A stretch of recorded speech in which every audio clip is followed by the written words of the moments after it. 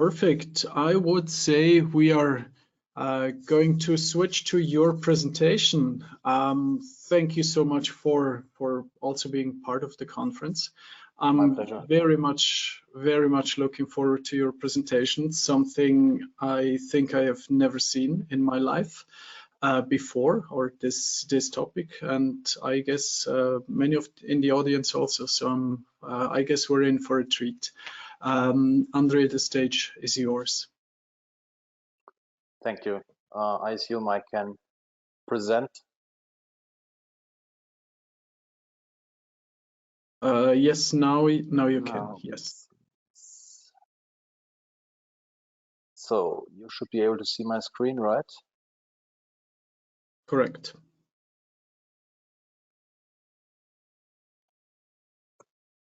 Full screen mode now?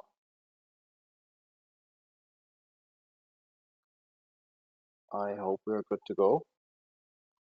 Yes, you are good to go. All right. So thanks for giving me the opportunity to introduce something very much different from the things that we have seen so far. In the core, it's obviously not so much different, but you will probably notice in the course of the presentation what's different about it. So I'm going to introduce to you the Demoscene, and this is an underground digital culture, and it's on its way to becoming broadly UNESCO Intangible Cultural Heritage, and I have the pleasure of introducing Demoscene to you.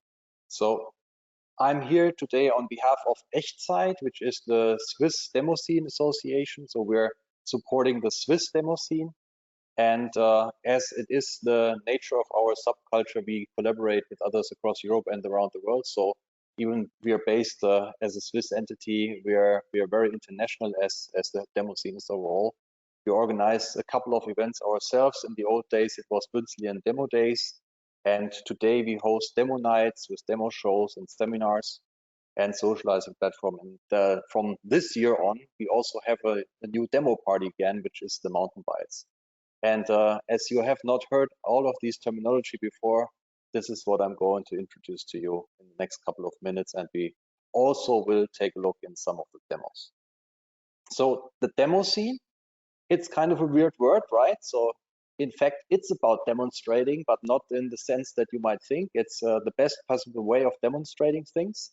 It's demonstrating talent of people and capabilities of computing machinery. So it's talent in coding, in visual artistry, in music, and all this combined, and also demonstrating what the limits used to be on certain computing machinery. So the Demoscene is constituted of demosceners, and they create demos. And these are in the easiest sense to explain digital audiovisual works, like a music video, but they are rendered in real time by computer programs.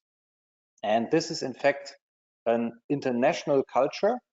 It's a very international community, and it's completely non-profit. So all this is just for people getting together and demonstrating their skills and demonstrating programs on computers. And all this is very old actually already. So it has its roots in the home computer revolution of the 80s, but it is still around today. So if you're joining the scene, they will tell you, oh, the scene has been declared dead for so many times, but it still lives on and is getting ever more vibrant to this day. And people who get into the Demoscene are attaching a strong identity to it with themselves. And this is also the reason why the scene is a culture worth protecting under UNESCO flag. So what are the demos? Demos are pieces of code that show what's possible on a platform.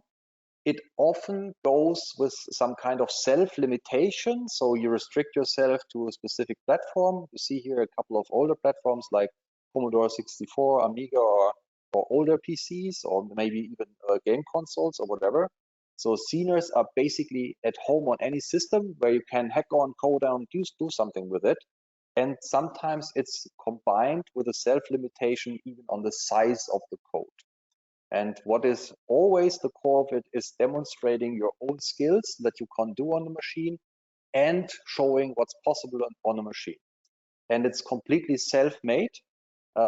Sometimes it's created by one person alone, but usually you collaborate in demo groups. So you get together with a team of people and collaborate.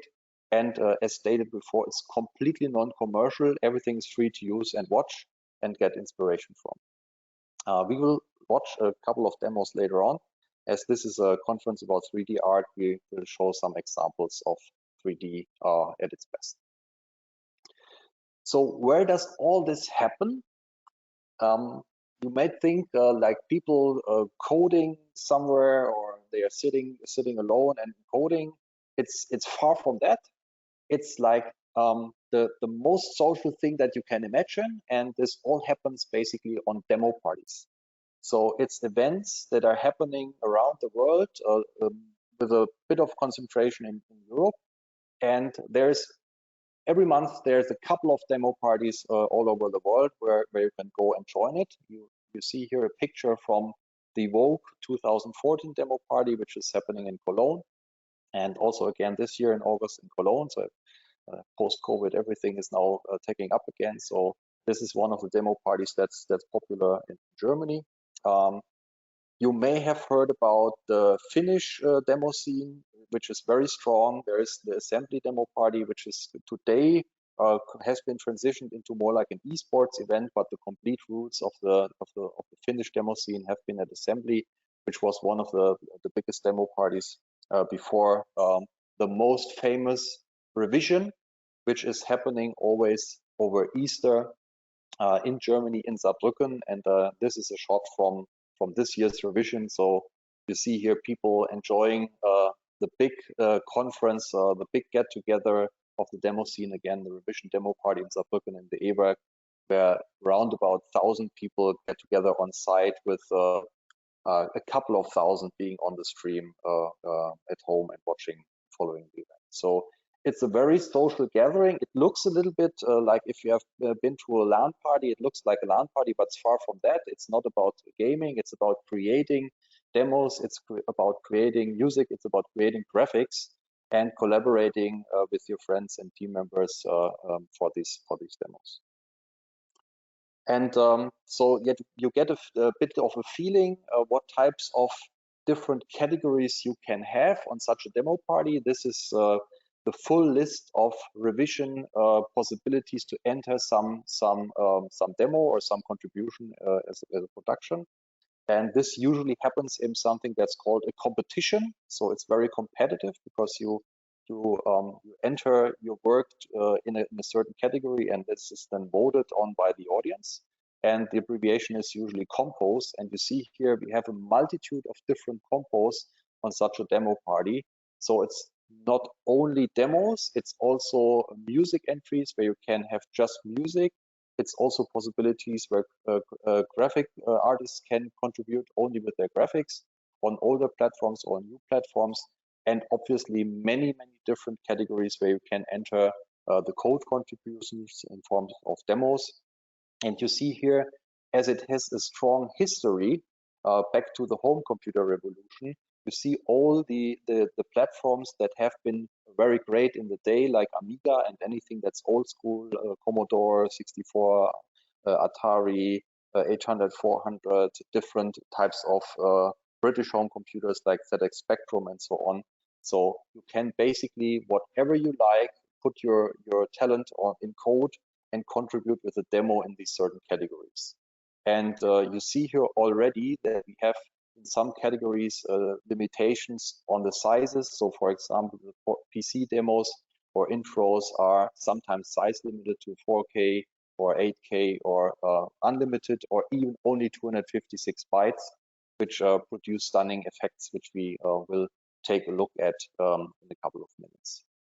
So this is a very diverse group. So obviously there's lots of people who are big fans of the old school stuff, but to get new talent in, they usually pick something that is more modern.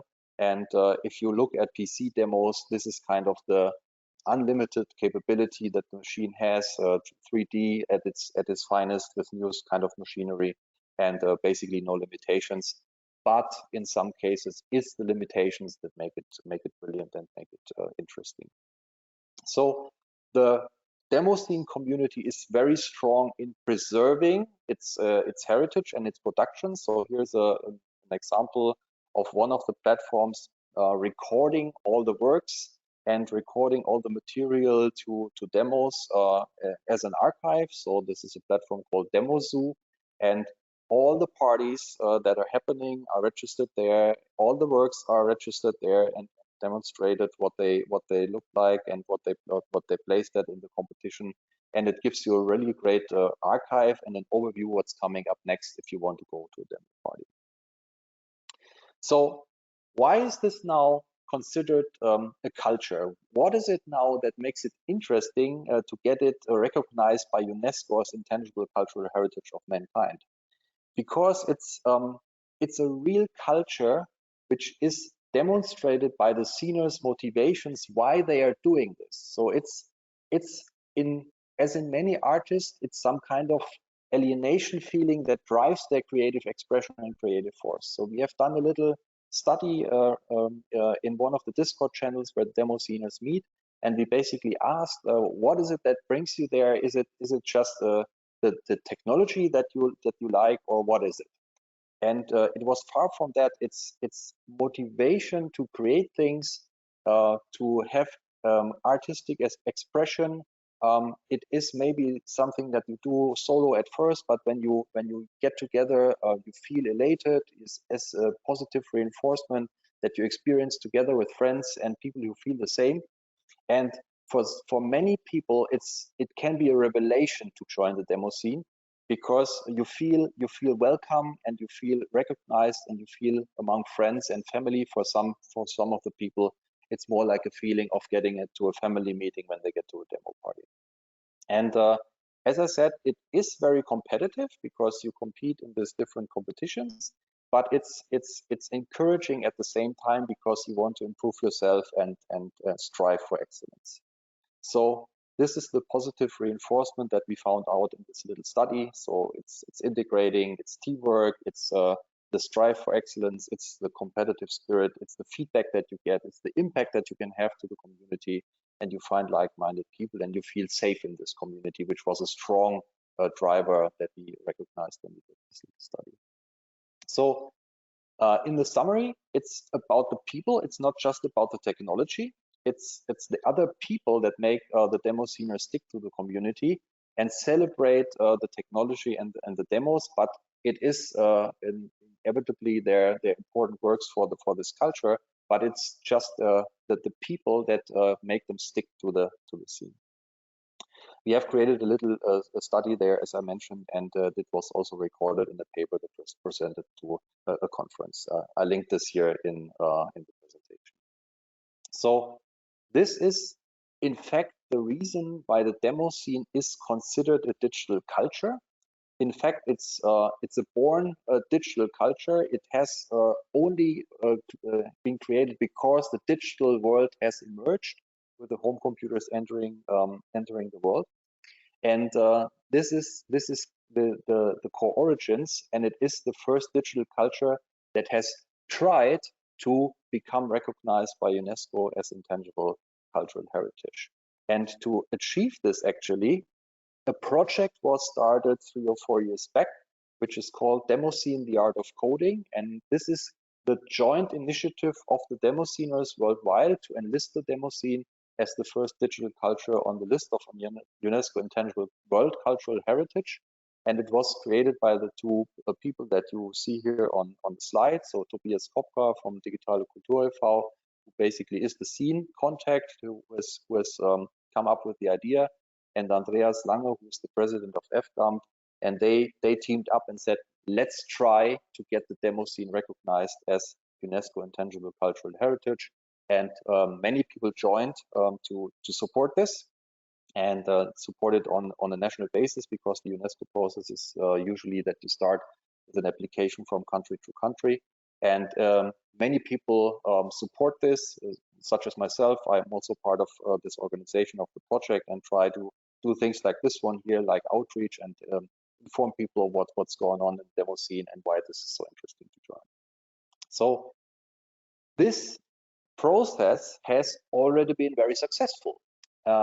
In April 2020, after the Finnish Demosceners handed in their application, it was the first time accepted as UNESCO Cultural Heritage in Finland.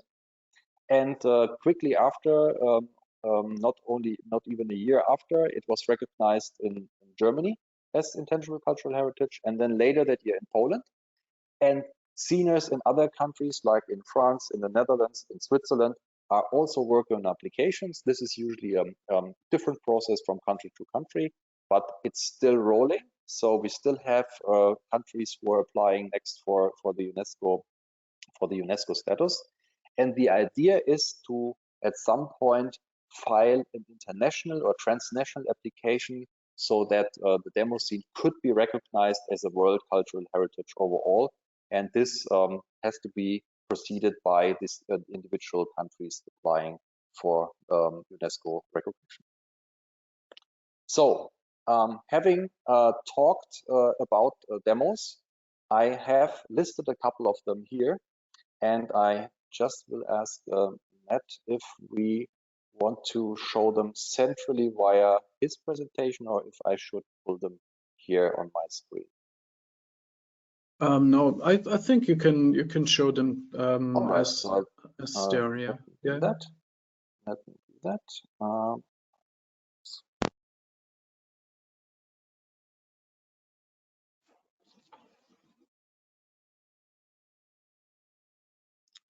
All right, so I have in the presentation, I've linked a couple, but I will just show you an excerpt of them. So give me 1 second. So this is a demo. In fact, it's a 256 byte intro, which is a very small production. I will play that here. Let's see if you can also hear the sound. It's called Memories. Let me see.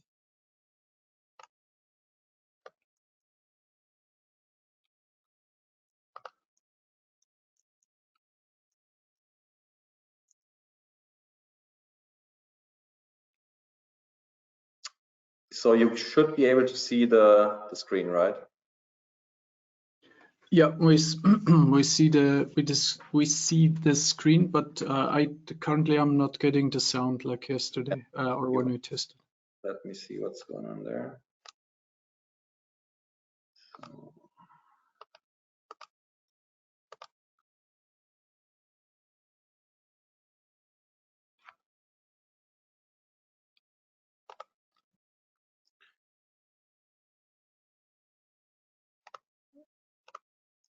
that's better.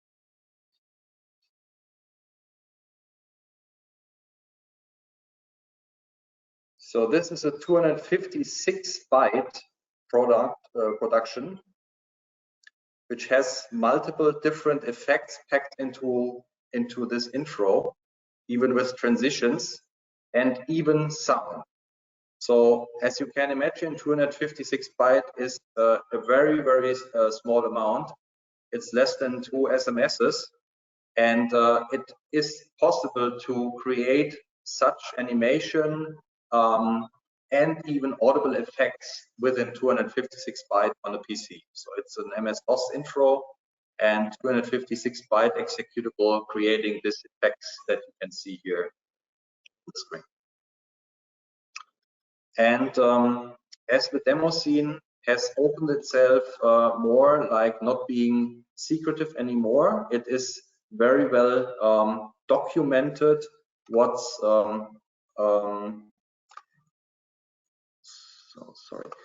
very well documented what's happening behind the scenes. So you can see here the DemoZoo page where you can get further information. But in fact, for this kind of products, you also have a wiki page where you can basically look at all the code and all the examples of the code, how in fact this was created. So these guys here, particularly in the size coding space, are very keen on sharing their knowledge and sharing the examples how this was possible to create this in 256 byte alone. All right, so moving on to the next example.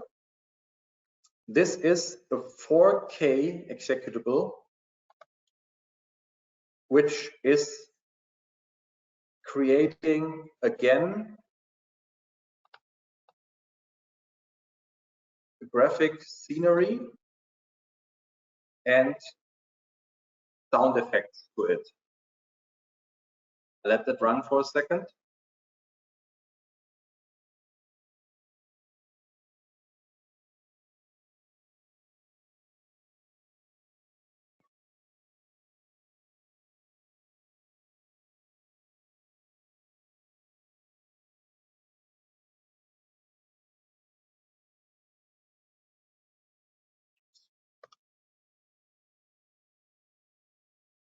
So you can see here it has multiple different scenes. Which are transitioning into one another, and even sounds for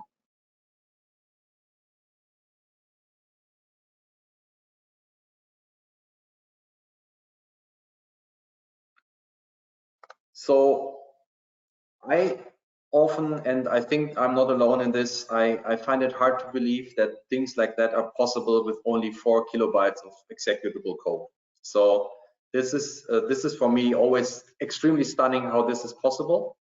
And these two guys here, LJ and Virtual, who've created this, they are famous for these productions. So they are people who have done this for a while and do this together and teamed up on that. So it's always stunning to see the production. So what in fact also is interesting to note here, you usually have like a little bit of an explanation next to the demo that is handed in.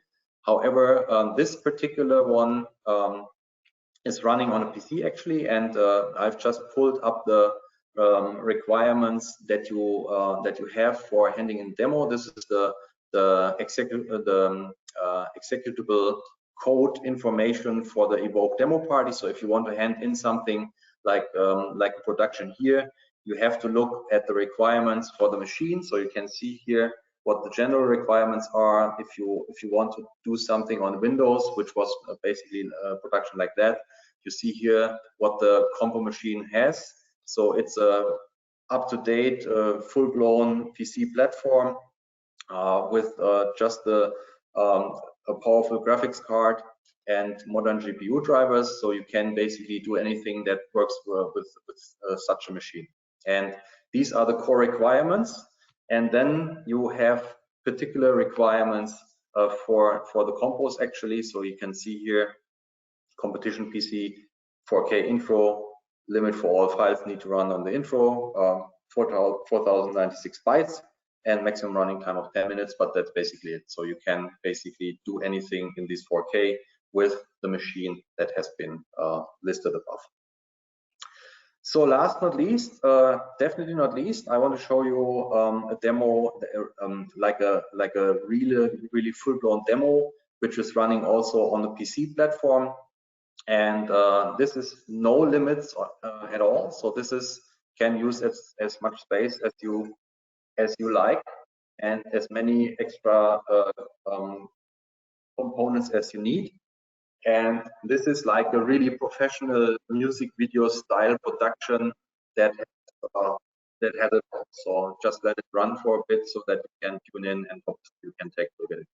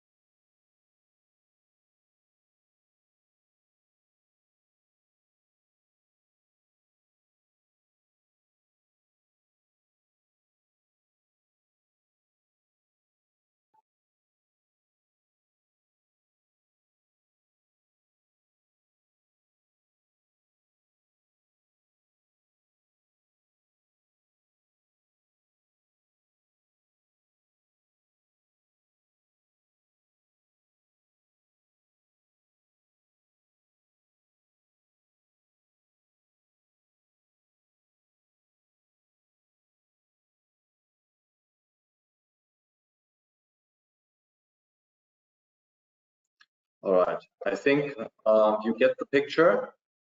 So I can talk about it quite a lot, but obviously seeing is believing. So this production is returned by Kellogg's and Rebels, and it was first in the Evoke PC demo competition in last year. And it also won one of the so-called Demoscene Oscars, which is the Meteorix Awards, or it did in fact win two. It was voted best visual production, and it was also voted best high-end demo, and well, three actually, and it also won the best soundtrack award. So this is like a top-notch production, which obviously requires not only talent but also time to be put in and a deep understanding what you can basically do with a machine. So having all that said, I will continue and conclude my presentation. So if you look at the presentation later, I have given a couple of more examples. Because of time constraints, I didn't want to show more here. So this is a 32-byte production by Helmut, who did also the memories with the transitions production. And I have one more from LJ and Virtual, the Astreos project, which also won the Meteorix Award in 2023. And this is the one we watched, the Stahlbeton. And obviously, I don't want to miss out on the old school platforms. So I have also a demo that was released at the X demo party that was just recently happening. It was, even though it was placed eighth place only, it shows what you can do on a C64 very brilliantly, also with this 3D style production. Yeah, on a C64, which is basically a very small power computer in comparison to what we have today. If you want to see something very stunning on the Amiga platform, Batman Rises is a good example. Also lots of 3D stuff in there. And yeah, we have watched the return of Kellogg's and Rebels a bit. So even though I can explain a lot about this here in just a verbal presentation, however, I strongly recommend watch the stuff, watch it on YouTube if you don't have the hardware to run it yourself. And the most important thing is come to a demo party, because if you experience the atmosphere, if you look at what's happening here at Revision, it's an absolutely stunning event. It's lively. It's so welcoming, and it's so great to experience the people on site doing this and celebrating together the productions and voting and having fun doing it and having fun consuming it themselves as well. So closing down, jump to the end page.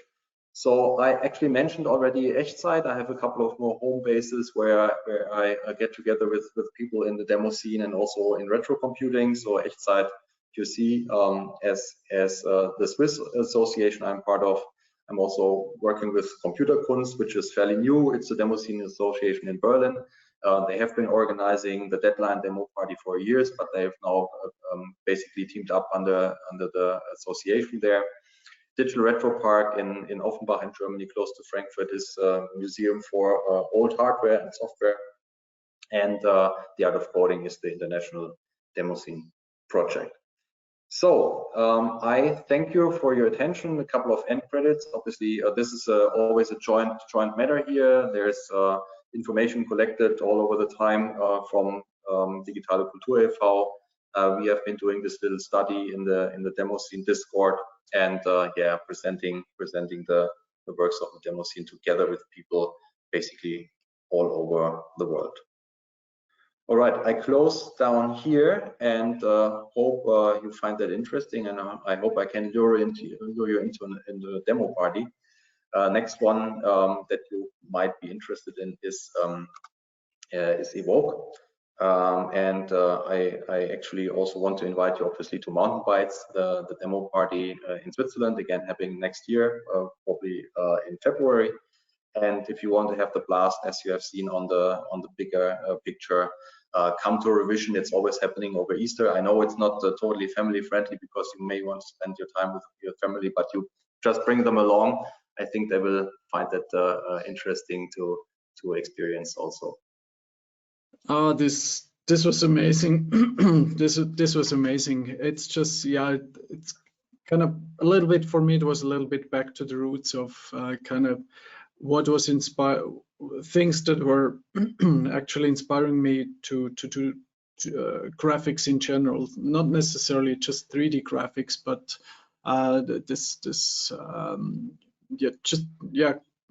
just creating worlds. And I mean, even if you are just looking at the simple noise, if you look well enough, if you want to see, you can see entire worlds in just noise, right? Yeah. And it's so to me the technology is stunning. I was just thinking back to the times to the very few times in the 90s when I was sitting at the DOS computer, and I looked at the basic source code of the basic programming language, and I looked at the source code of this 2D game called, I think it was called Gorilla or something, where you have two gorillas and they fling bananas at each other and to try to kill them. And I had zero understanding of how it worked. And I was like, since then, I think I have a deep respect for programmers and developers, and it's something it's beyond me. But seeing these numbers, like having an entire 3D world made, including animated grass in 64 or in 4096 bytes. It's like,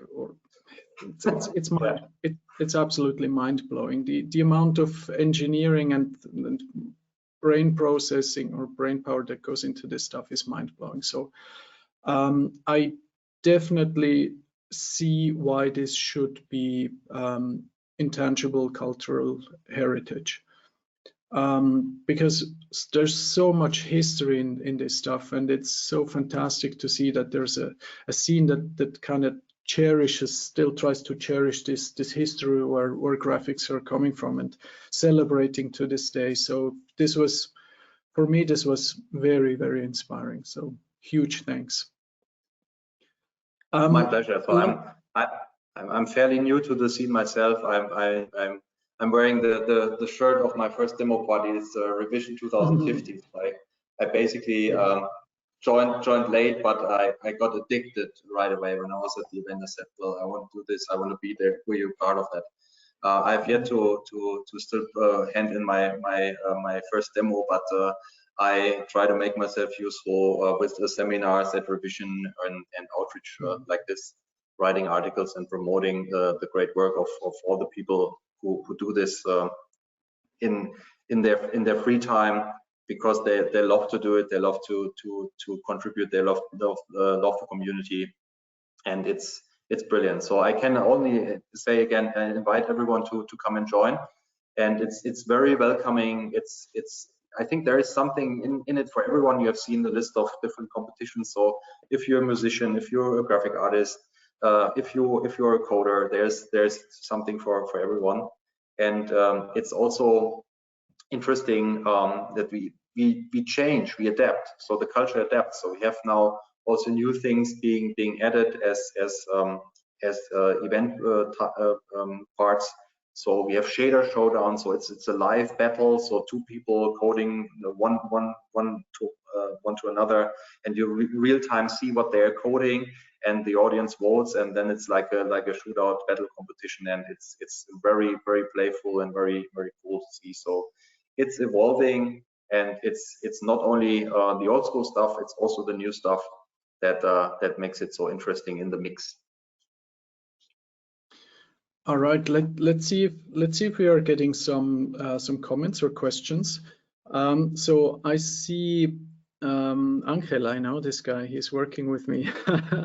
He wrote something. I'm not sure I understand what it means, but you might, Andre. So he says, future crew, second reality, or Farbrausch .fr08 question mark. he might. I He think might he wants need the to. opinion what I prefer. No, I'm not taking this one. So they are both excellent, and they're all legends. So yeah, All right. watch them on YouTube. Angel, if you can post those two on, I see you're already writing on Discord a couple of tips also. If for those two, please, if you find the links, please post them also on Discord. Super cool. All right. There's really cool to look at DemoZoo. There's thousands of productions, and these are actually classic ones, but I've picked deliberately newer ones so that you can see what happened recently. But there is a vast history, so everything is available. So it's really cool to watch. Nice. Then we got a comment from Angelica. It's very cool. I didn't know that graphics were still being done like that nowadays. It's amazing. I completely agree. So then same person, Angelica, has also a question, which is, what would you say is the easiest way to start for somebody with none or very little coding experience? Well, this is a good point. I mean, there's obviously always a debate. So if you are a singer, you can sing under the shower and record it as MP3, and you can hand it in. That's what I usually say to people who don't have any feeling for it yet. If you're a photographer, there's even now photography capability. I think if you have some artistic twist and you are good at drawing things, there's things that are very approachable, like the paint over compo. You just receive like a sheet with a couple of rough schemes, and you have to interpret what you see in the picture and make your own interpretation of it. So I think that's very easy to get into it if you like drawing. I mean, we have seen the great sketches from our first session here. So if you are like that, you can get in. If you don't know any code, you can still get in and get the feeling of it. And if you want to start coding, you can just create something simple like a scroller and hello world and say, this is my first production, and you will also be in. And I think it's a little bit exploring and getting to a party and saying that you're new, and that people will help you to find your way into the scene. Nice. So from the chat, I don't have more comments. Just a thank you. It looks like a very cool hobby. Yes. So nothing more there. So I would say let's wrap this session also up here. And thanks again also to you. Very, very inspiring, something completely different, but I think it was absolutely worth it to explore. I mean, we went from storyboarding to like a war movie, and now to like retro 80s or even 70s graphics that is UNESCO cultural heritage. I mean, it's mind-bending what we went through today, but I think I would say there's more tomorrow. So let's wrap this day up, and I just have a couple more slides. Again, thank you, Andreea. I have the pleasure. Thanks for having me.